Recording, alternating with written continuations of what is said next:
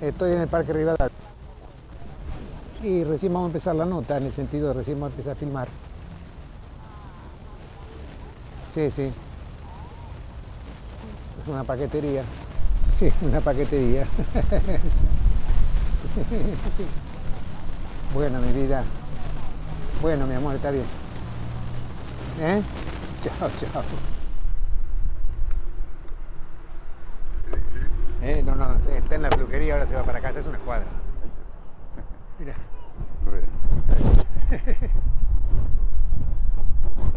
Con mi pelambre al viento, con los 3 que me quedan.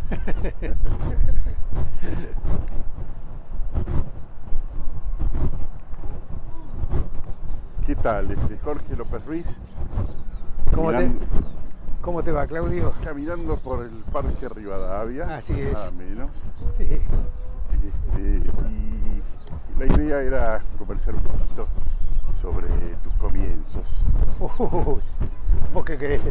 ¿Remontarte a la prehistoria? Más o menos, pero para llegar a los 60 cómodos, atravesando esos años 50 en donde eras un solitario creador en estas tierras.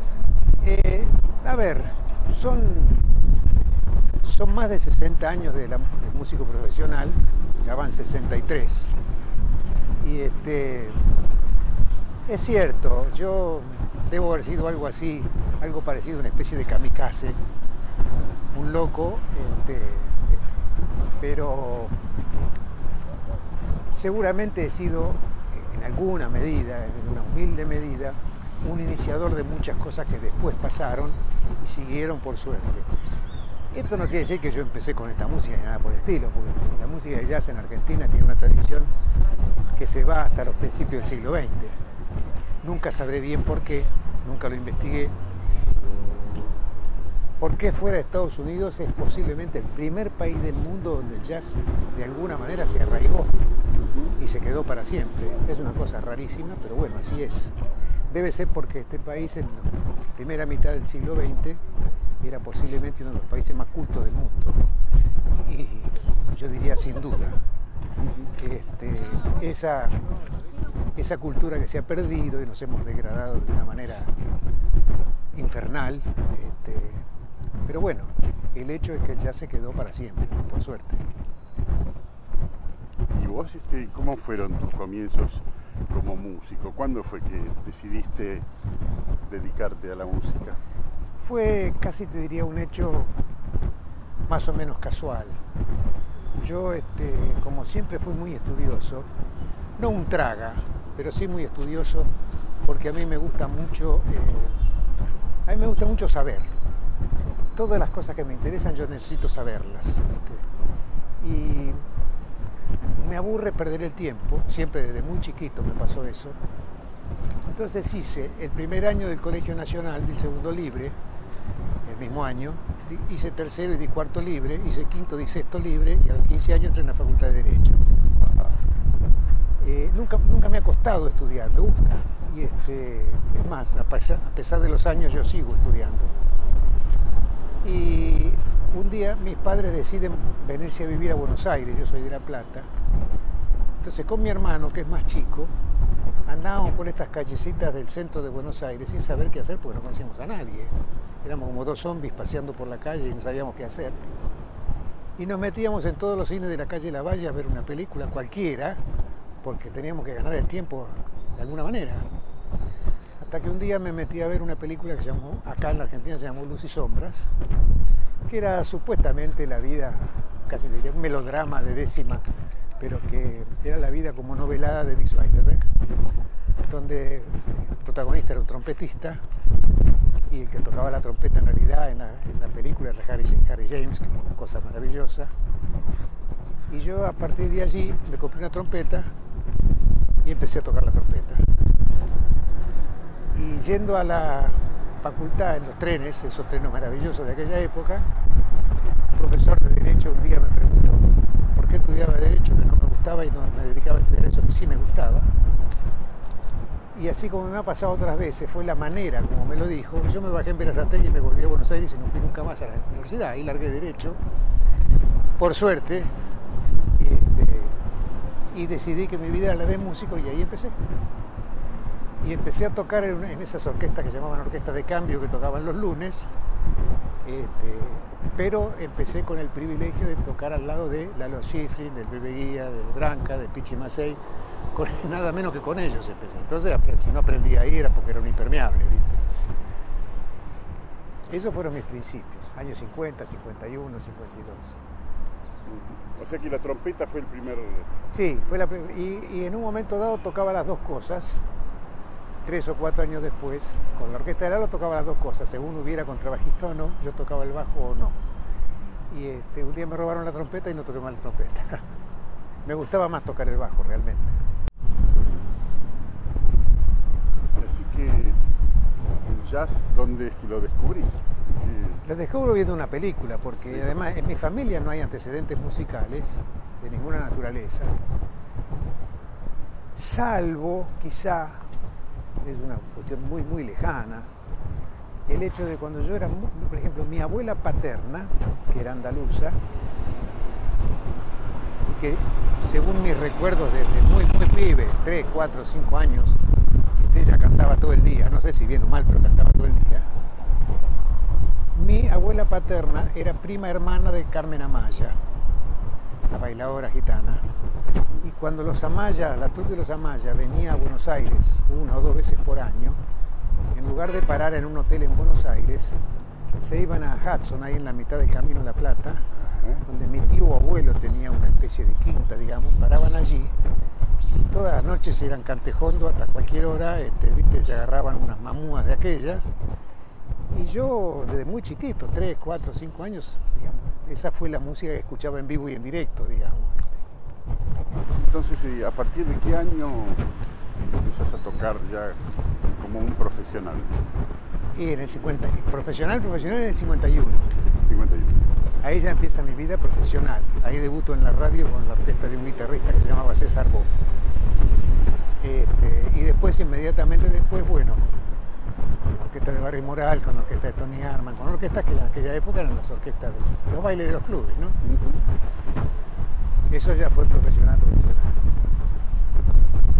¿Y la carrera cinematográfica cuándo empieza? Esa empieza en el año 60. Ajá. Que también tuvo su importancia. No, esa digamos, es la, casi te diría, la parte fundamental de mi carrera estrictamente profesional. Porque a mí, además de la música, la otra cosa que me gusta con locura, con delirio, es el cine. Y entonces, cuando me pasó que por fin pude empezar a hacer alguna cosa con el cine, ahí ya estaba hecho, porque era lo que más me gustaba hacer. Sigue siendo de lo que más me gusta hacer, ¿no? ¿Cuántas películas hiciste? Sí, como 60 en total, yo no tengo ni idea. Porque hice, no sé, debo haber hecho más de 50 acá, y después hice 3 o 4 producciones en Europa, y después cuando estuve en Estados Unidos hice 4 películas allá. ¿Y acá cuál fue el director con el cual trabajaste? Con el que más trabajé, con Fernando Ayala. Con Fernando. Con Fernando debe haber hecho como 20 películas, no me acuerdo cuántas. Muchísimas. ¿Las primeras películas que hiciste acá fueron? No, la primera película que hice acá, película de largometraje, se llamaba Una jaula no tiene secretos, que el protagonista era Alberto Ormedo, y era una coproducción con España, dirigida por un español, Nahuel Navarro. Ese fue el primer largometraje que hice. Eso de los años, ¿qué decirte? 58, 59, 57, yo no me acuerdo. Eso era del género humorístico más bien. Sí, era una comedia. Una comedia. ¿Y el cine serio cuándo empieza? El cine serio, la primera película seria que hice fue con Babsi, con Torre Nilsson. Que fue, si no me equivoco, el primer cine serio que hice lo hice con un italiano que se llamaba Dino Miniti, que estaba acá radicado en Argentina, pero no tuvieron trascendencia esas películas. Hice una película también con Ricardo Becher, que se llamó Raconto. Esas películas que después nunca se estrenaron porque las calificaban clase B y no se exhibían.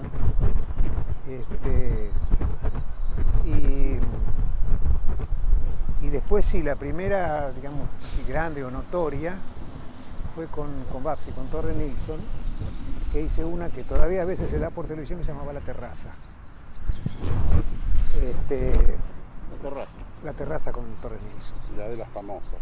Sí, y y después hice, con Nilsson también hice, ay, ¿cómo se llamaba? La chica del lunes. No, hice una que es una coproducción con Brasil, homenaje a la hora de la siesta. Y después hice, creo que la mejor película que hice, la hicimos juntos con Oscar, con mi hermano. Fue la única vez que trabajamos juntos. Con Rodolfo Jun hicimos Pajarito Gómez. Y de esa película en realidad somos además los autores, casi te diría, ideológicos, de alguna manera, de lo que fue el argumento de la película. Contame un poquito de la gestación de esa película, que Oscar me contó un poco, que viene en principio, hay una invitación de Neustadt para hablar sobre la situación de la industria y de la nueva ola musical. Claro, ¿Vos estuviste ahí también? Neustadt lo invitó a Oscar. Ah. A propósito de eso, Oscar obviamente que conocía lo que era la industria del disco y ese tipo de cosas, pero la conocía muy de afuera. Mi hermano nunca fue arreglador de las estrellas, salvo alguna circunstancia muy especial. Oscar nunca le dio bola, por decirlo de alguna manera, a las cosas de la música comercial. Él nunca estuvo muy involucrado en eso. Y te digo, además, él no tiene una gran habilidad para eso, porque como no le gusta y punto. Y no lo puede hacer desde un punto de vista estrictamente profesional. Te gusta o no lo hace porque es un trabajo, te pagan y buenas tardes, muchas gracias. Él no lo puede hacer porque además tampoco lo necesitó nunca, entonces no. Y toda esa visión que él tenía de lo que era la industria del disco, entonces, era una visión casi diría un poco tangencial. Yo ya estaba mucho más involucrado en eso que él. No porque fuera ni productor ni arreglador de ninguno de los motos de los que fue después, pero sí porque vivía permanentemente en los estudios de grabación, mucho más que él. Yo trabajé desde el año 61, una cosa por el estilo. Éramos, Pichi Macei y yo, éramos el bajo y el baterista de todas las grabaciones de Lucio Milena, por ejemplo. Lucio Milena fue un poco el inventor de la música comercial acá. Los Cinco Latinos, Billy Cafaro.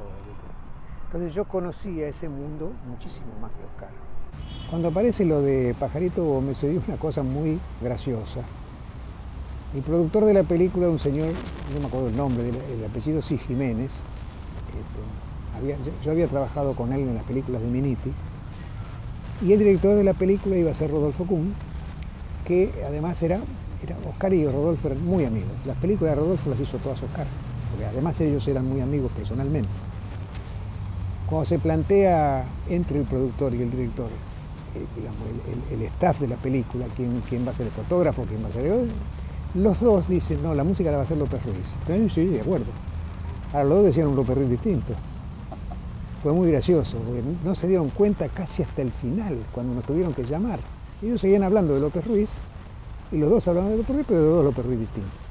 Cuando se plantea el asunto, Rodolfo dice, no, pero Oscar. Y Jiménez dice, no, pero Jorge. ¿Cómo Jorge? No, pero Oscar. Bueno, y así. Entonces, cuando nos llaman para contarnos, vamos a hacerla juntos y se acabó el partido, lo hicimos juntos. Pero además pasó que el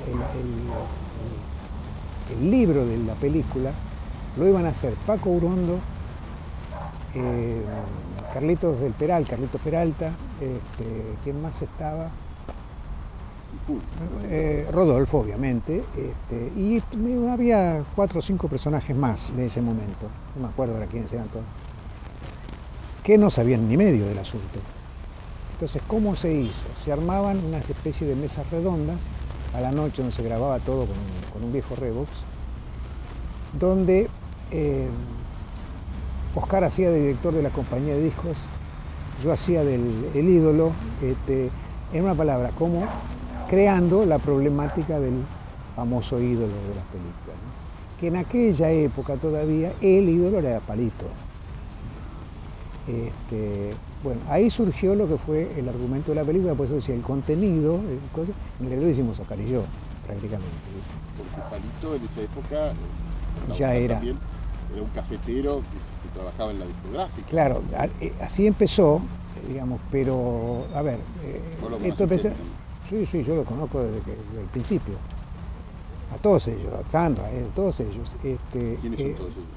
Sandro y todos los que fueron después ídolos populares los conozco desde que empezaron. Y, ¿cómo se llama? Y cuando se inicia el Fútbol Clan, creado por este personaje ecuatoriano que vino a dirigir la RCA de acá, que se llamaba Ricardo Mejía, Ricardo Mejía apoyaba así, a rajatabla, al supuesto Elvis Presley latino que iba a ser Johnny Tedesco. Y no quería saber nada de que grabara Palito. Él no quería saber nada. Palito ya de todas maneras trabajaba como músico. Trabajaba como baterista de la orquesta de Carliños, la bandita de Carliños, y había tenido su grupo en Mendoza, que no me acuerdo cómo se llama, Ney Nelson se llamaba él. Pero bueno, acá se defendía haciendo cualquier cosa porque no tenía un centavo. Y Mejía no quería saber nada de que Palito cantara ni nada porque le parecía terrible y le parecía que no podía vender nada. Resulta que iban a los clubes a hacer los shows.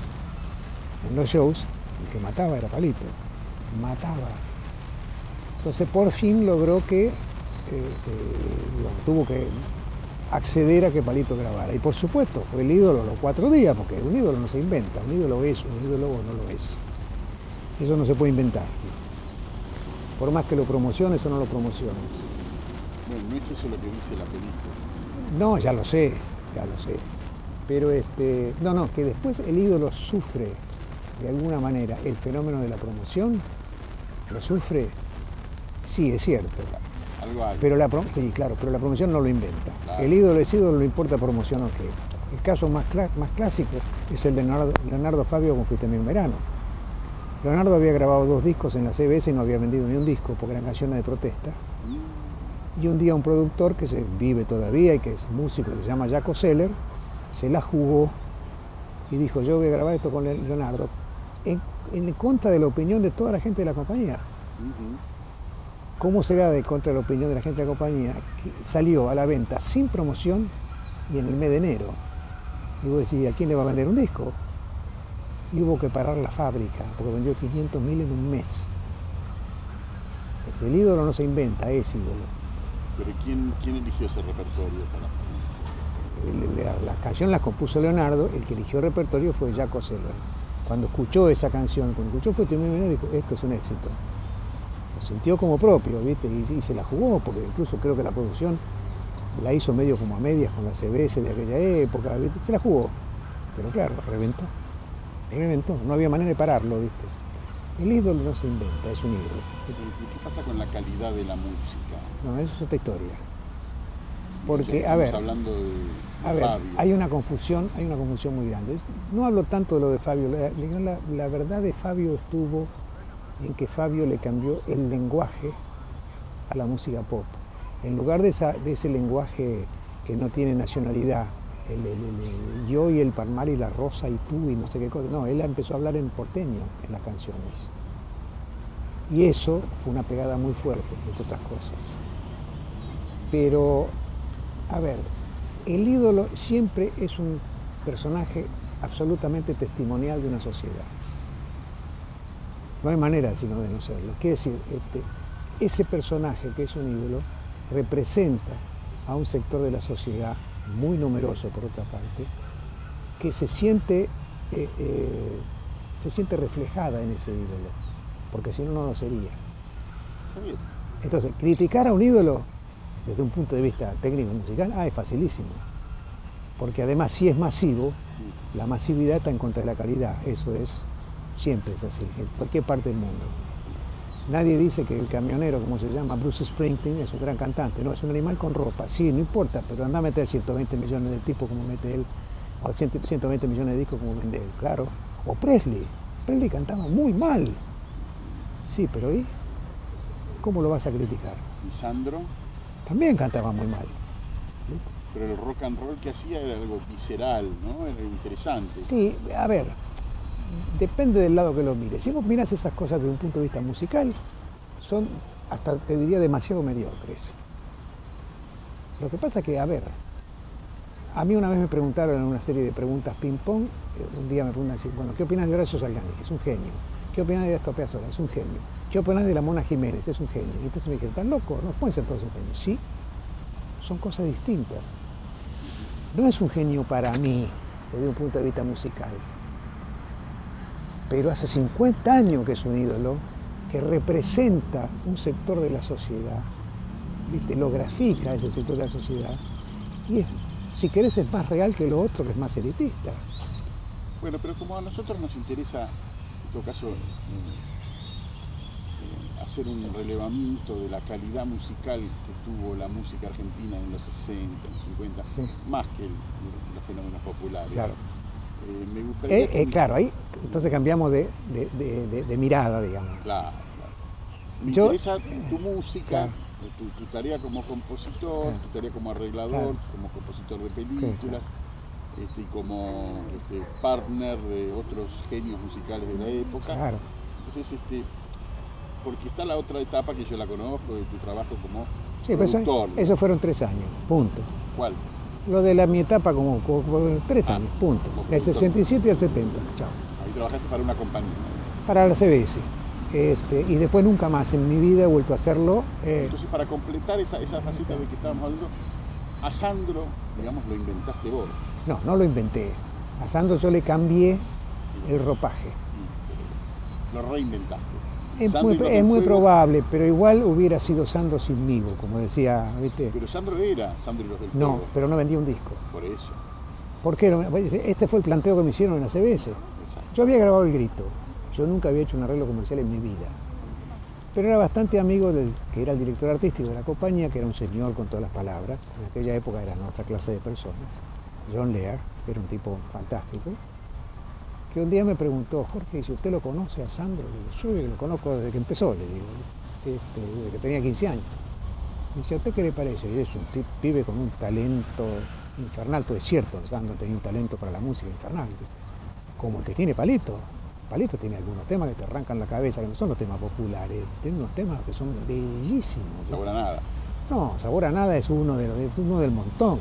¿Vos conocés Los Tres Amigos? No. Ah, no, esas cosas no se conocen, porque son las que son buenas. Ah, no, tiene cosas que son bellísimas, ¿viste? No, un tipo que tiene mucho talento. Cantada por otro. No, oíme, si yo me refiero, por ejemplo, a un tipo como Fito Páez, cualquier cosa sería mejor que la cante otro. Porque es terrible, ¿viste? Bueno, a ver, pero son, desde el punto de vista del compositor de canciones, son tipos que han escrito cosas que son bellísimas, ¿viste? Y entonces me dice, nosotros tenemos un problema, me dice John Lear. Sandro va a los shows y mata, revienta todo, y no podemos vender un disco. Y ahí fue cuando yo dije ese momento, cosa que yo sabía ya por el Tano Milena, eran ideas del Tano Milena. El rock nacional no vende, no vendió, no vende ni venderá. Epa, estamos hablando de qué año, Ahora tampoco. 67. Sí, estoy hablando del 67, pero ahora tampoco. La gente cree que el rock vende porque es lo que más promoción tiene, por una razón absolutamente industrial que no viene al caso. Después te la cuento para que vos te des una idea de lo que estoy diciendo. Pero Acá estamos hablando del rock en inglés, prácticamente. en principio sí, pues el rock nacional prácticamente todavía no existía, En había esa muy época, poquito. lo que vos ¿viste? hablás era el rock en inglés. Claro, pero yo le dije, la única cosa que vende siempre, no importa cuál sea la moda, es la música romántica. Si nosotros podemos transformar a Sandro en una especie de baladista, primero, sin lo de fuego, que son de terror, son tan horribles que es mejor perderlo que encontrarlo. Le dije, vamos a hacerlo con orquesta, vamos. Y entonces me dice, pero vamos a tener que invertir mucho dinero. Vale, me pregunta, yo le contesto. Dice, 3 días después me llamó y me dice, ¿lo quiere hacer? Sí, ¿cómo no lo voy a querer hacer? Yo además en ese momento tenía a los chicos muy chiquitos, yo tenía que ganar dinero, ¿viste? Y me tiré a la pileta y lo hice, y el resultado fue así. Suponete que... ¿Quién eligió el repertorio? No, el repertorio lo elegíamos entre 3, pero en realidad el que lo elegía, el que decidía, era el que era productor de la compañía, que era Techeiro. Techeiro era un maravilloso, era un fenómeno eligiendo repertorios. Fenómeno, ¿viste? Perdón, ¿eh? La señora. No sé. Hola. Hello Matthew, how are you?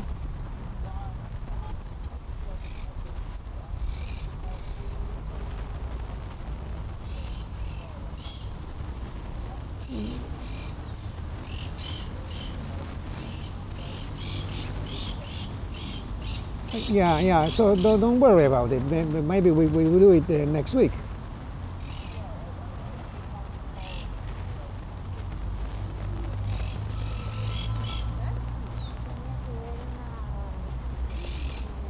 No, don't worry, Matthew.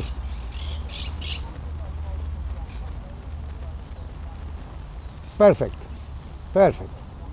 Okay. Okay, bye bye. Bye bye. Bueno, fenómeno, porque tenía una entrevista a las 5 que no tengo, entonces me voy a ir a ver a mi nieta que hace 20 días que no la veo. ¿Dónde estábamos? Entonces, fíjate, suponete que, te voy a dar cifras que no son reales, ¿no? Suponete que Sandro vendía 500 discos cada vez que sacaba un disco. Cuando grabamos el primero, vendió 10.000.